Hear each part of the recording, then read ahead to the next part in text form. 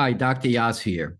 In this video, I want to discuss a person that I just treated who is only 22 years old and has been in pain for over 2 years at her lower back, and in fact has gotten a discectomy surgery. I believe has had epidural nerve blocks. She has tried all the chiropractic and physical therapy types of treatments, and now is about to be referred for pain management. This is a 22-year-old girl. And as far as I'm concerned, this is an exact example of where hundreds of millions of you find yourself. And if you simply have a chance to see this video and understand why the use of the MRI and the premise that the medical establishment puts all its emphasis on the MRI as the means of diagnosing leads to this type of resultant with a false diagnosis and improper treatments, not just improper, but treatments that would never resolve the cause of the pain, the tissue in distress eliciting the pain. So I want to try to go through the understanding as I did my Zoom session Yass Method treatment with her, so you could understand what separates the Yass Method from everything else that exists. And I mean, it is clearly outside the medical establishment. It is a complete alternative to the medical establishment, regardless of where you are in the world, regardless of the specialty you seek in the medical establishment. So let's just discuss the situation. The girl was weightlifting. She was performing a specific weightlifting activity and suddenly felt a pull in her central lower back. It was a horrible, horrible pain. The pain sustained. She sought medical care, and the first thing that was done was an MRI was prescribed, and she was found to have a herniated disc.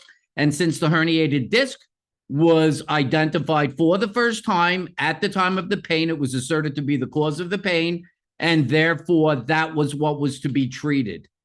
Does everyone agree that in your circumstance, in wherever you are in the world, wherever your pain is, that you've had pain, you've sought medical care, the typical premise is to get an MRI. The MRI finds a structural variation. The structural variation, since it is found for the first time at the time of the pain, is asserted to be the cause of the pain. Hopefully everyone agrees that is exactly where you find yourself. And so that's where treatment then continues. So she tried all the things to address a herniated disc, whatever that means. Nothing worked. So finally she got the discectomy, and subsequent to the discectomy, things worsened, and she ended up not only having centralized lower back pain, but she ended up with sciatica down her left leg. And so for 2 years, she has been struggling. She's tried 5 bouts of physical therapy. Nothing has worked, and therefore they have now decided, as typically occurs, the medical establishment, upon not being able to resolve the cause of pain because they can't diagnose it properly, now puts the white flag up in surrender and says, I'm now going to send you to pain management, which for everybody who's going to pain management must understand, that is to say that you are now being treated in a way that they will not try to identify and resolve the cause of your pain. You will simply be provided some sort of treatment or medication to mask or minimize the symptom, therefore leaving the tissue in distress indefinitely. So let's not be confused about the idea that pain management is basically an indefinite treatment. Once you're on pain management, they anticipate you never stopping. You have to wrap your head around that idea. You have to be willing to accept that that is your endpoint. Okay? So, just because of most of the way that most people find out about the Yass Method through someone knowing me, I was asked to evaluate the girl. And here's what I found in my evaluation. Beyond the centralized pain that she had in her lower back, the one thing I noticed is that she had an excessive arch. in her lower back. It was very obvious. She had this tremendous arching of the lower back. Now, if you remember, let's start with the mechanism of injury. She said she was weightlifting when the symptom came on. So my first question to you is, do herniated discs cause weightlifting, or do muscles create weightlifting? You would hopefully assume it was muscles. So if she was to suddenly get pain at the time she's weightlifting, I would hope you would suggest, well, most likely she's pulled a muscle.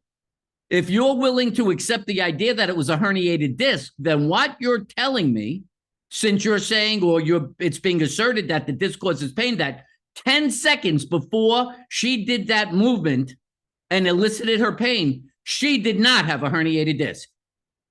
She spontaneously herniated the disc with doing that movement. Now, if you're willing to accept that, then that is to say everyone who weightlifts should end up inciting pain and having a herniated disc, because she was just doing a basic weightlifting movement. And clearly that's not true. You can't find that in real life. Therefore, it is psychotic to believe that she spontaneously herniated the disc.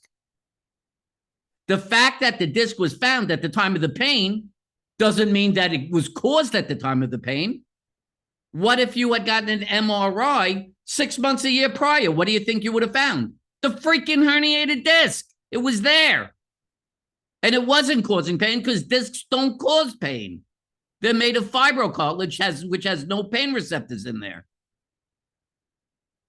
So there was no chance that what she did could have elicited the herniated disc, or that the herniated disc was in fact inciting her pain. That was a blatant lie, a blatant fallacy. And yet, because the medical establishment utilizes this method of correlative theory or junk science, saying, well, if the disc is found for the first time at the time of the pain, then it must be the cause of the pain, which is absolute bullshit. It's a complete lie, complete fallacy. You can see this because if that's true, that herniated discs cause pain, then everybody who doesn't have pain shouldn't have herniated discs. Well, by 1994, the first study done on people with no back pain showed 70% have herniated discs. 70% of the people with no back pain have herniated discs. So that just shows you that this theory of using the MRI is in fact baseless. You would also have to look at where her pain was. It wasn't at one disc level. It was across her lower back. And if, in fact, magically discs were able to cause pain, then they would cause pain where the disc is, at one joint level, not across the lower back. So even that doesn't make any sense. She also mentioned that she had a decrease in range of motion when she was bending forward. Well, is someone psychotically going to attempt to say that a herniated disc decreases range of motion of the back? Well, what planet does that come from? That doesn't even make any sense. A disc just sits between vertebrae. Motion occurs as muscles allow the vertebrae independently to move and change position, allowing for hunching of the lower back, allowing for range of motion to occur. Muscles determine that. So if there was a limitation in her range of motion due to that pain with the moving of her back, you would again reinforce that as an indicator of a muscular deficit. So when you look at the fact that she's having centralized pain across her whole lower back, she's in a severe arch and she has loss of range of motion, you begin to suspect that she actually strained her psoas muscles. The psoas muscles attach from the lumbar spine to the hip joint, and if shortened, can arch the lower back and limit range of motion. If you had understood what the girl had been doing in terms of her strength training, she had been doing excessive amounts of quad exercises and not reinforcing, balancing it with hamstring and glute max exercises. The shortening of the quads along with the hip flexors is enough to cause the back to arch and make you susceptible to straining your psoas muscles. So even the mechanism of injury reinforces that this was a muscular problem. The sciatic component that came after was most likely because she stopped moving properly and ended up excessively weight bearing on the left side, which caused her left gluteus medius muscle to strain, which is responsible for creating balance. And once that lost that ability to balance and support her, A muscle in the butt that sits right next to it, called the piriformis muscle, strained as well. Once the muscle strains, it can thicken and impinge on the sciatic nerve. So you have a muscular cause creating a neurological symptom. Again, clearly the indicators were there of this. One side of the pelvis was higher than the other. She had difficulty, great difficulty, single leg standing on the left leg versus the right leg. And when she tried to single leg squat, her left knee caved in, indicating a weak glute med. So all the indicators were there, even of it being a muscular cause for the sciatic symptom. When I asked her to stretch her piriformis on the left, she couldn't. It was incredibly tight. Again, reinforcing the strained piriformis impinging on the sciatic nerve. So based on that understanding, her body and the tissue in distress, which it always does, elicits very specific symptoms, and the person who is interpreting those symptoms, who's capable of interpreting them, would have recognized blindly that it was a muscular cause, and this had nothing to do with a herniated disc. And she had just lost 2 years of her life because of a system that's incapable of interpreting symptoms and doing nothing more than blindly accepting baseless results from an MRI. So all she ended up doing was 4 exercises that are at the core of the Yass Method, progressive resistance target exercise program, which allows you to isolate muscles and cause them to adapt to greater resistances, thereby reaching a point where their force output is greater than the force requirement of activity, and you're pain-free and fully functional. She did 1 grouping of these exercises, 3 sets of 10 repetitions with the appropriate resistance, and at the end, she was basically completely pain-free. The powerful point to me about this whole thing is that she was smiling and happy. And her mother acknowledged that's the first time in 2 years she had seen her smile.